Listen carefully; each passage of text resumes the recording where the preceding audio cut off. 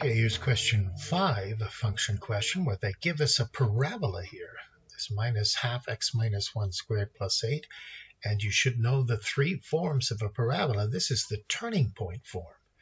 And this is a very basic hyperbola. And you're looking at a hyperbola. They're telling you there's a hyperbola. Y equals something, d over x.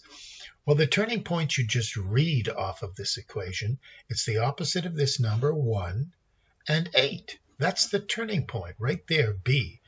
But b is also a place that fits into this function. So, before we do that, the coordinate of c, that's right there, the y-intercept. All we do is put 0 in there. Find the value of this parabola at 0. We get minus 1 squared is 1, times minus a half is minus a half. 8 minus a half is 7.5. So 0 and 7.5 is the y-intercept, or the coordinate of c right there. Find the value of d. Well, we know that b, which is 1 and 8, fits into this hyperbola. So when y is 8, x is 1. We just put those numbers in there. Now we can see d must equal 8. What's the range of this hyperbola? Well, you're sort of looking at it here. You know you're not allowed to divide by 0, and these can sort of change places. Well, y can't equal 0 either.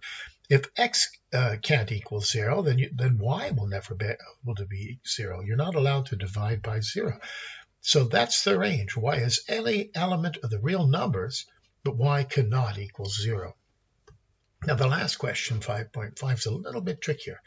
They say find the values of x where f times g is less than or equal to 0, is a negative number. Well, we're going to have to look for situations where the functions are on opposite sides of the line, where one's positive and the other's negative. So right here at 0, it works because it's going to equal 0. And here you'll have a positive value and a negative value. So for this value of x, it's all working.